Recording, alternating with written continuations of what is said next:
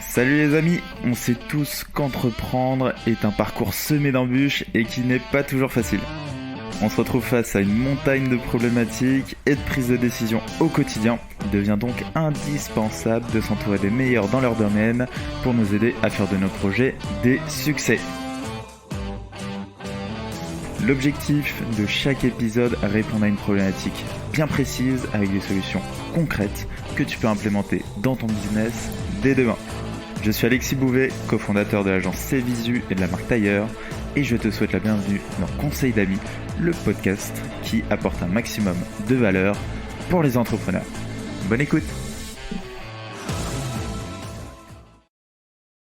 Bonjour à tous, bienvenue dans Conseil d'amis. Aujourd'hui, on est en compagnie de Yacine Diouri, cofondateur de Manuscrit.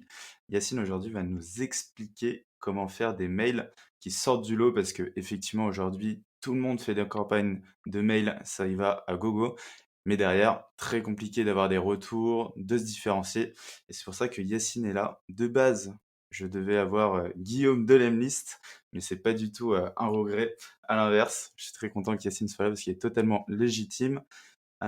Et du coup, Yacine, je te laisse te présenter. Comment vas-tu? Bah, très très bien Alexis, gros stress du coup, vu que je suis censé remplacer Guillaume Moubès, la rosta du cold emailing, donc autant te dire que je suis un peu en flip. Non, je suis très très très très content d'être avec toi.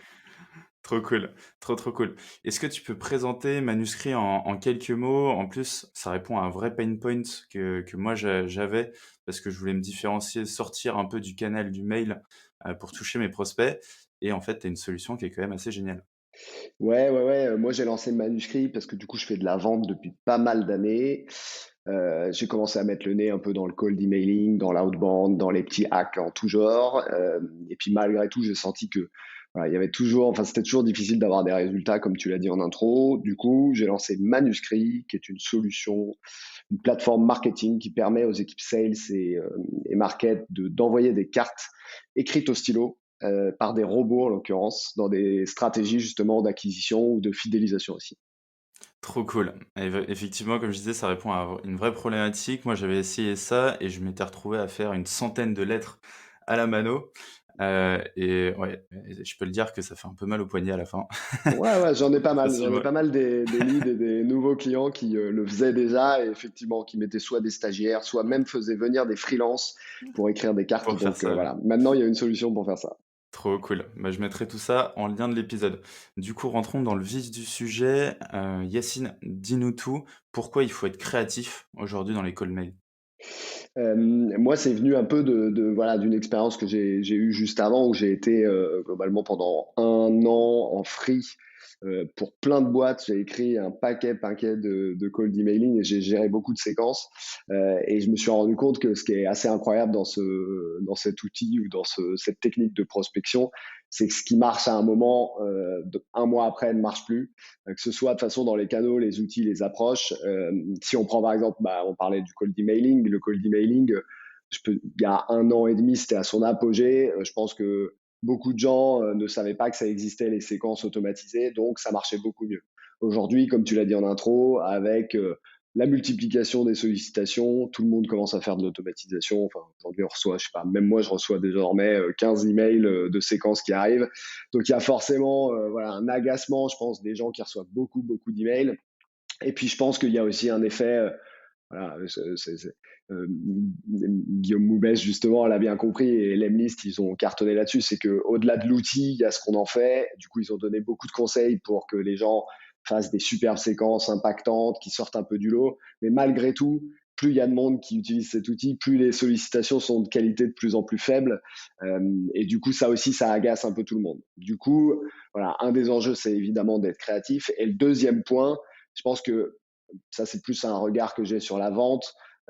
Moi, ma vision, c'est que 50% d'une vente, elle se fait parce que votre lead ou votre acheteur, il a un kiff sur vous, il vous respecte, il trouve que vous êtes pertinent, il aime votre boîte. Donc, il y a de l'affect qui joue, de l'émotion qui joue. Et donc, si on n'est pas créatif et qu'on n'arrive pas à mettre en avant quelque chose qui sort un peu du lot et des autres concurrents, et ben, la vente, déjà, elle est mal embarquée et ça part déjà de la génération de lead.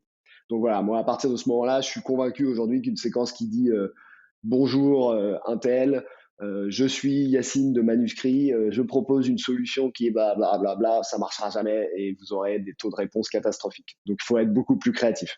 Ouais, effectivement, on est tous passés par, cette séquence type et je pense qu'on l'a tous saigné.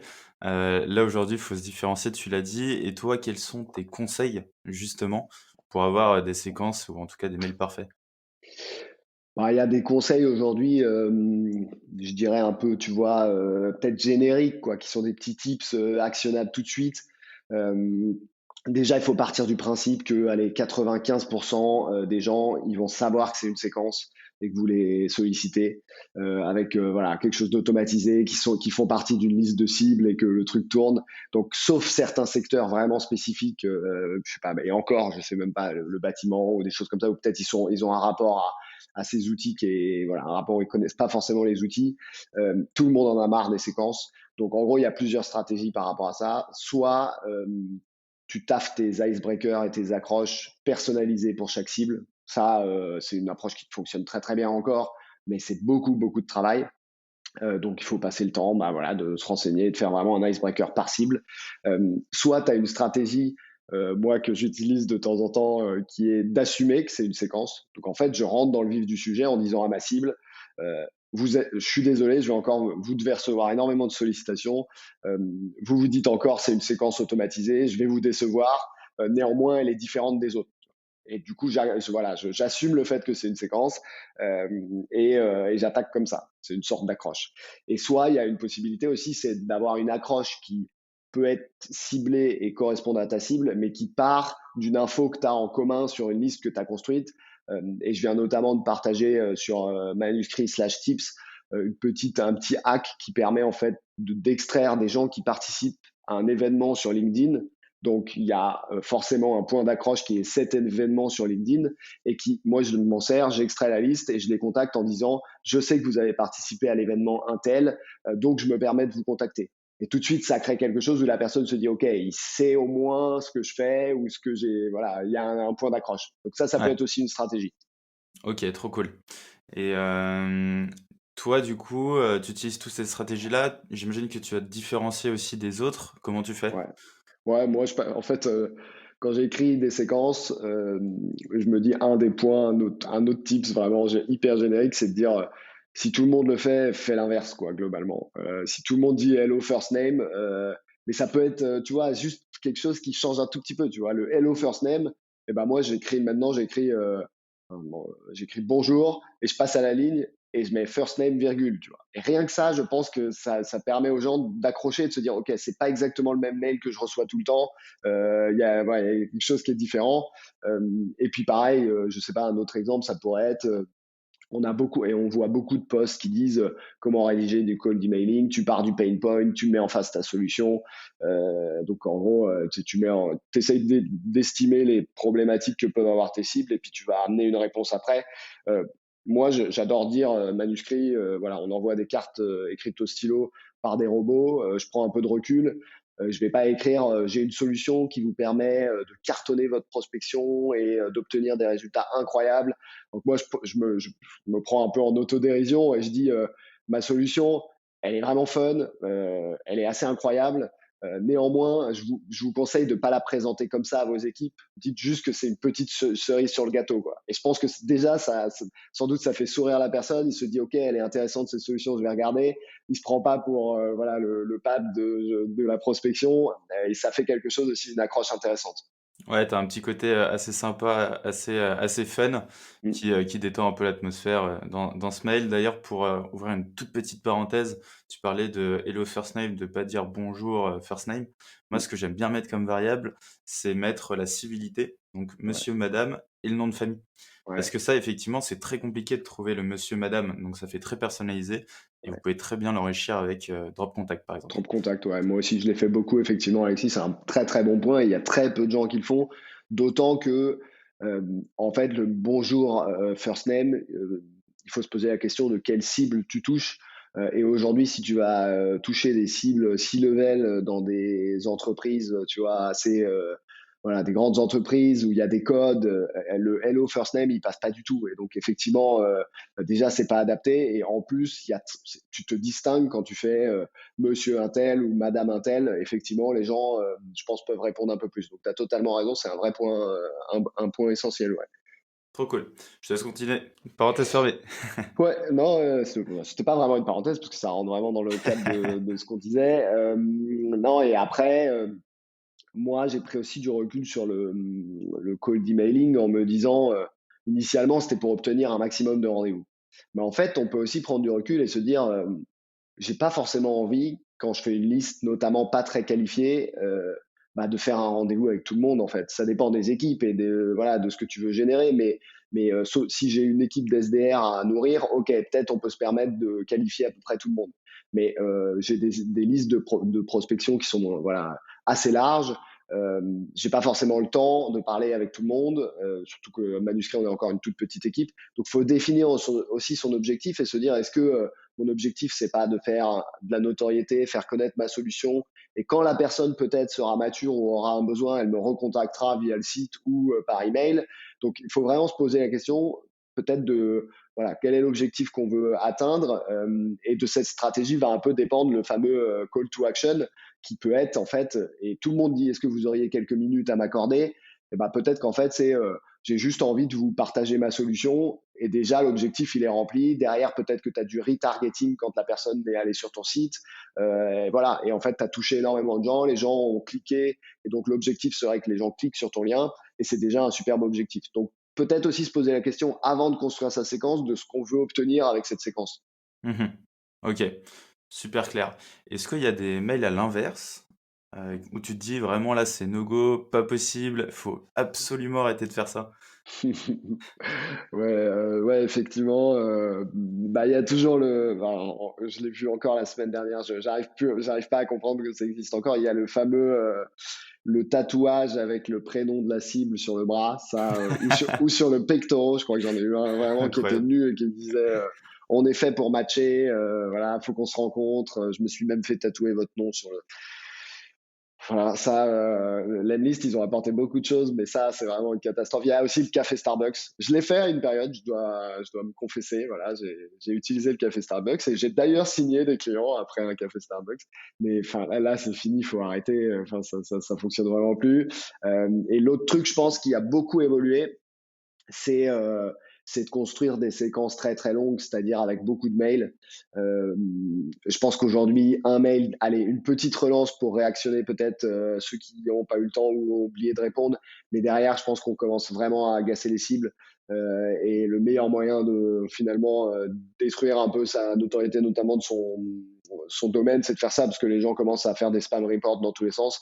Donc voilà, moi je conseille un email, allez, deux emails vraiment avec la petite relance. Et puis derrière, en fait, le troisième point, je dirais, qui est essentiel, c'est d'aller peut-être relancer sur d'autres canaux, tu vois. Donc, il y a plein de petites méthodes ou d'outils d'ailleurs qui permettent de faire des séquences en multicanal. On parlait de la carte manuscrite, nous on l'utilise sur certaines cibles. On commence par la carte, on fait une relance après mail, et puis après on va pinguer sur LinkedIn. C'est beaucoup plus pertinent que d'envoyer trois emails et de bourriner dans la boîte mail de la personne qui en fait a pas envie de vous répondre, quoi. Ouais, totalement. Pas saturer la personne. Faut y aller avec plein de good vibes, dans tous les cas. Exactement. Trop cool. Si on rentre dans l'email concrètement en lui-même, est-ce que tu as des petits tips actionnables, par exemple pour l'intro ou le texte, le corps du mail? Ouais, carrément, carrément. Et effectivement, quand je construis un peu mes emails, je me dis l'intro, alors c'est le point évidemment, le point un peu où tu rentres dans ton email et où tu peux faire déjà une petite différence. Mais je trouve qu'il y a très très peu de gens, tu vois, qui par exemple disent qui ils sont en fait, mais qui ils sont vraiment. Tu vois, l'idée c'est pas de dire je suis Yacine, cofondateur de Manuscrit. En fait, ok, enfin, tu parles de ta solution, t'es cofondateur, mais ça apporte pas d'affect ou d'émotion avec la personne. En revanche, dire je sais pas ce que t'es, qui t'es, mais vraiment, tu vois, ça pourrait être, je pourrais dire, je suis Yacine, marié, j'ai 33 ans et deux enfants.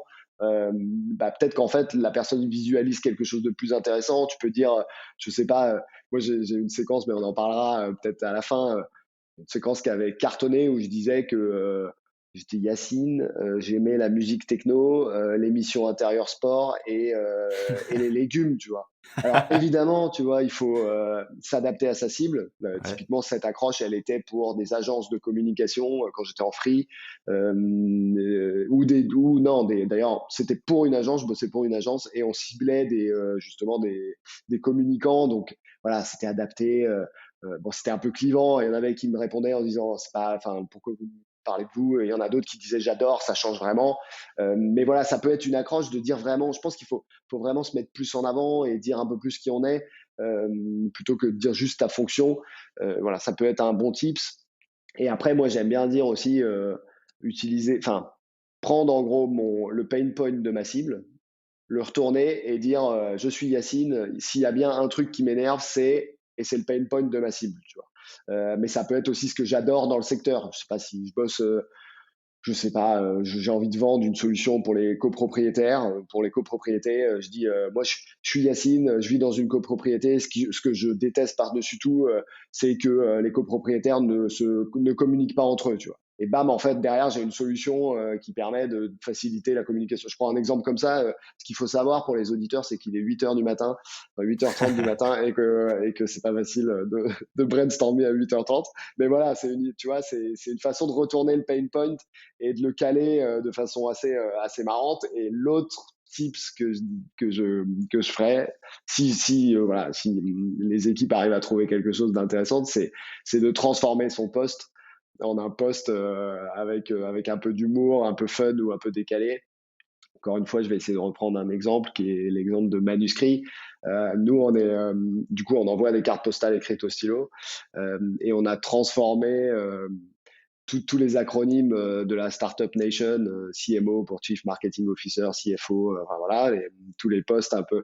Et on a fait un COC qui est Chief of Card, donc le chef des cartes, le maître des cartes. Et donc moi, quand je m'introduis, je dis bonjour, je suis Yacine, Chief of Card de Manuscrit, avec une petite étoile et un petit lien qui renvoie sur un faux article qui dit que les Chief of Card va être le métier en vogue de l'année 2022.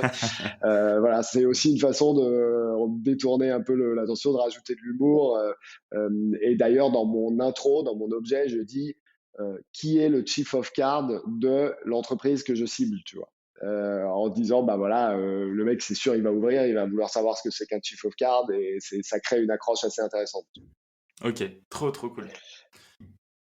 Voilà pour l'intro, pour les petites idées de l'intro. Après, tu avais parlé du corps du mail. Finalement, c'est à la fois on va dire le plus dur et en même temps, je me demande si c'est pas que c'est le moins important, mais, euh, mais tu as peut-être déjà fait pas mal de boulot dans l'intro. Derrière, effectivement, c'est peut-être l'endroit où tu mets le moins de créativité. Ça dépend un peu de tes objectifs. Euh, Si je veux utiliser l'emailing, mon premier email, peut-être de mon cold emailing ou de ma séquence comme un outil peut-être pour créer un peu de mystère. Si j'ai envie que la personne clique sur le lien et découvre plus d'infos sur mon site, par exemple, bah, je vais essayer de tourner, de raconter une histoire où la personne va vraiment avoir envie de cliquer. Et du coup, l'idée n'est pas du tout de pitcher mon service, mais voilà, de raconter quelque chose autour du service. En décalé, bah, le Chief of Card est un bon exemple, mais on peut faire pas mal de choses. Euh, l'autre tips qui peut être intéressant dans le texte, et ça permet aussi de détourner la façon de pitcher son produit, c'est que si on se rappelle bien, je t'ai dit que globalement, on pouvait avoir une stratégie qui était d'assumer euh, le fait que le lead, on l'ait mis dans une séquence. À partir de ce moment-là, ce qui peut être intéressant, c'est d'expliquer au lead pourquoi tu l'as mis dans ta séquence. Donc globalement, je fais un message où je vais retourner le truc et dire voilà, j'ai vu que vous étiez nana, j'ai regardé votre site et je me suis rendu compte que nana, du coup, je vous ai mis dans une séquence de 2 ou 3 emails hyper pertinents et vous allez voir pourquoi. Tu vois.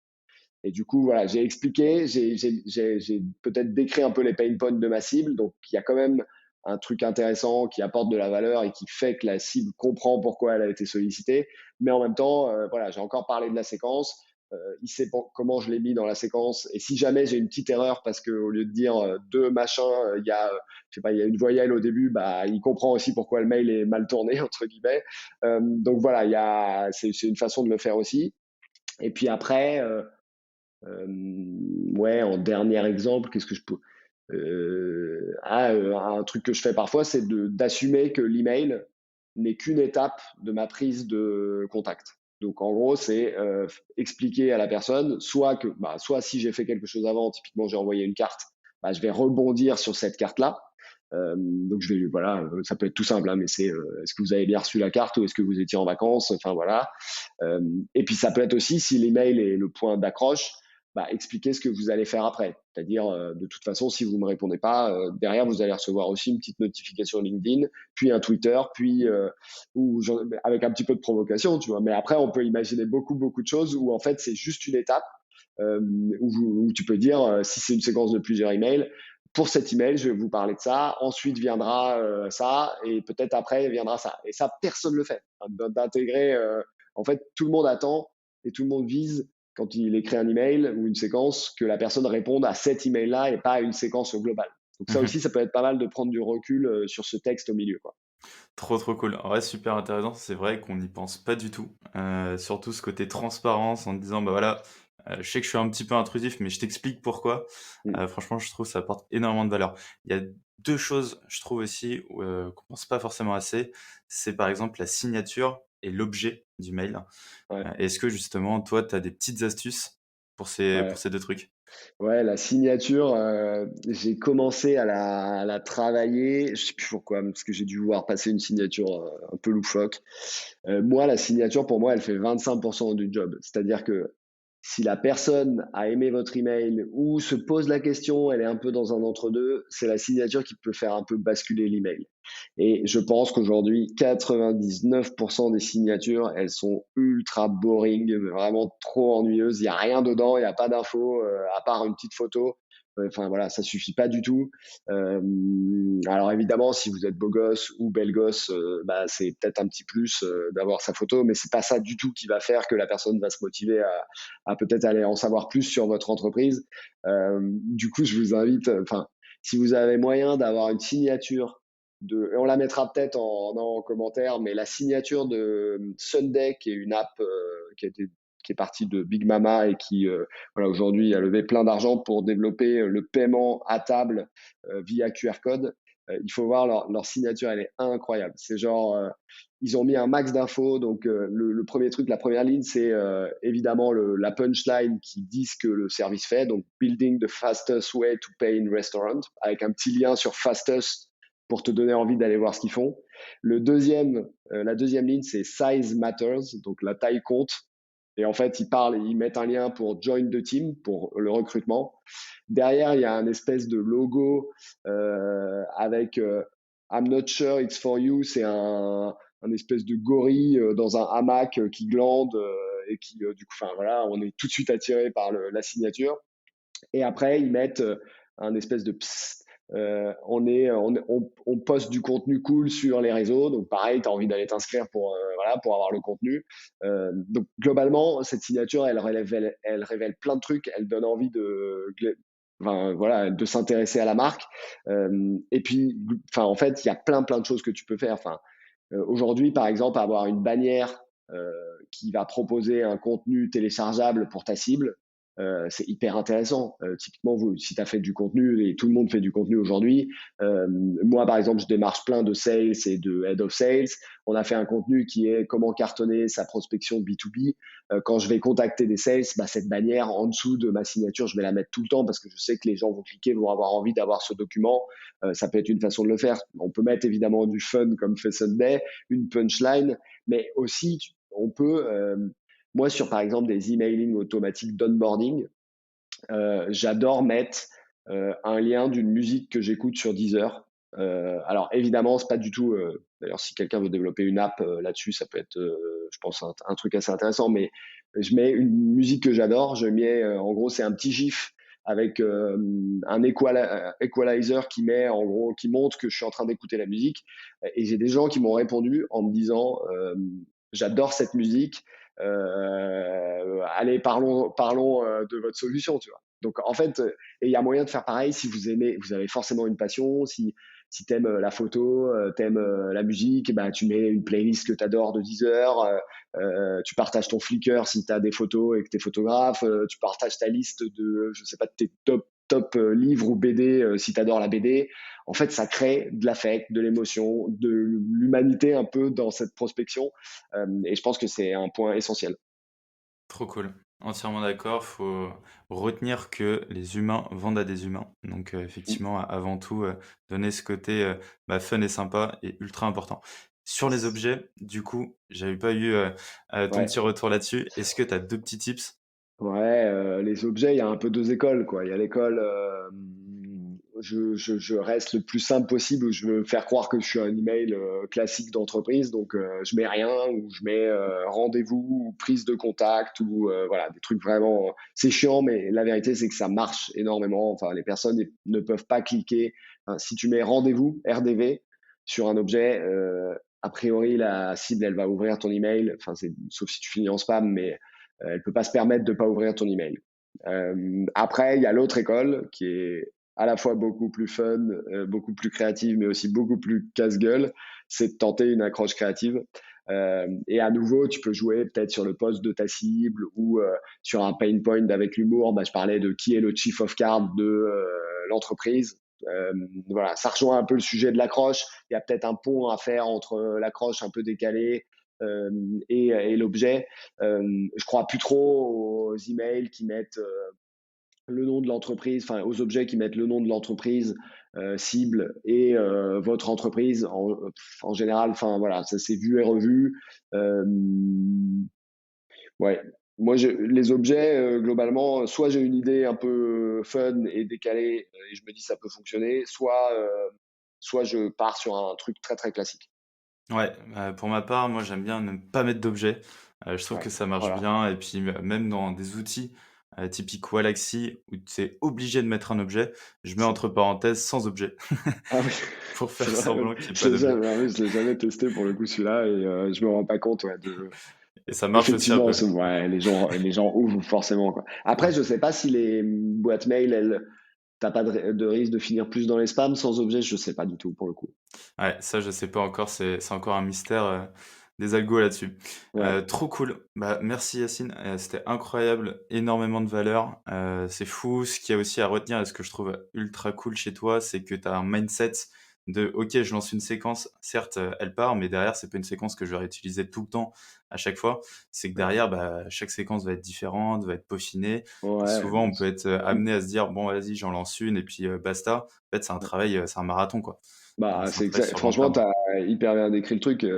En fait, pour moi, quand si vous avez un responsable outbound ou quelqu'un qui fait vraiment de l'emailing, au même titre que quand on fait du lead nurturing, bah, on recrée souvent des nouveaux contenus, des nouvelles séquences, on fait tourner le truc. Mais bah, celui qui fait du cold emailing, il doit tout le temps un peu se reposer, peut-être aller une fois par mois pour se dire, OK, comment je peux améliorer ma séquence? Qu'est-ce qu'on a en base, par exemple, en contenu? Que je peux réutiliser pour rediriger les gens vers ce contenu. Et franchement, je vous invite vraiment à voilà, avoir ce mindset de toujours se challenger, essayer de brainstormer. Ça peut être d'ailleurs avec les équipes créatives parce qu'on n'est pas tous. Enfin, moi, j'adore ça. Voilà, j'adore ce côté un peu créatif, mais c'est pas forcément évident d'être toujours créatif, notamment sur une séquence d'emailing suivant votre secteur. Enfin, mais vous pouvez le faire aussi avec les équipes. Euh, voilà, après moi pour moi de toute façon une séquence qui marche à un moment donné ne marchera pas forcément dans un mois plus tard. Donc voilà, je pense que le meilleur moyen c'est de toujours essayer de se challenger, de changer un petit peu ces séquences.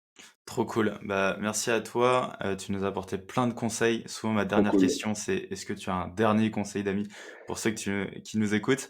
À voir si tu as un truc encore en stock. Non, bah, voilà, moi après, j'ai envie de dire faites-vous plaisir, quoi. Franchement, je dirais qu'il y a 2 écoles. Soit, vous faites des emails un peu classiques, vous allez avoir certaines réponses, mais voilà, entre guillemets, vous allez avoir moins de réponses, moins de moyens aussi de rebondir parce que ce qu'il faut pas oublier, c'est que quelqu'un qui vous répond non, bah, il a quand même répondu et en fait, il y a moyen après de rebondir et d'ailleurs moi j'ai un petit snippet qui me permet d'envoyer rapidement des réponses aux gens qui m'ont refusé. Et ça m'arrive de récupérer des leads qui en fait changent d'avis ou me disent non, mais en fait, c'est pas exactement le bon timing.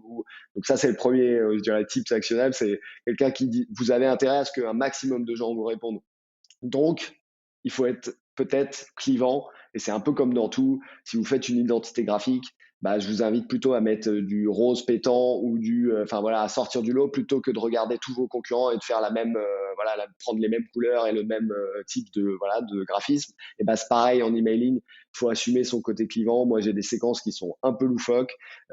Elles génèrent énormément de réponses. Il y a des gens qui, le même jour, vont me dire de façon très énervée, je vais appeler la CNIL.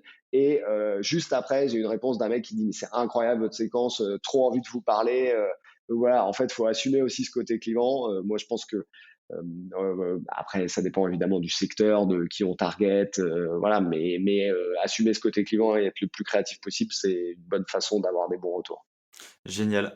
Merci à toi Yacine. On peut te retrouver du coup sur LinkedIn et également ton site internet Manuscrit. Je le mets tout en description de l'épisode. Top. En tout cas, c'était un réel plaisir. C'était un format qui était un peu plus long que d'habitude. Ouais, parce que je parle beaucoup, surtout le matin, comme ça, je divague un peu. Je dirais que ça papote, mais c'est trop cool. Vous me direz ce que vous en pensez en commentaire. On a tout préparé, on a fait des petits bullet points pour apporter un maximum de valeur. Donc voilà, dites-nous si ce format vous intéresse. En tout cas, merci à toi Yacine. Je te souhaite une bonne Alexis, journée. c'était un plaisir. Toi aussi. À bientôt. Magnifique. Salut, ciao.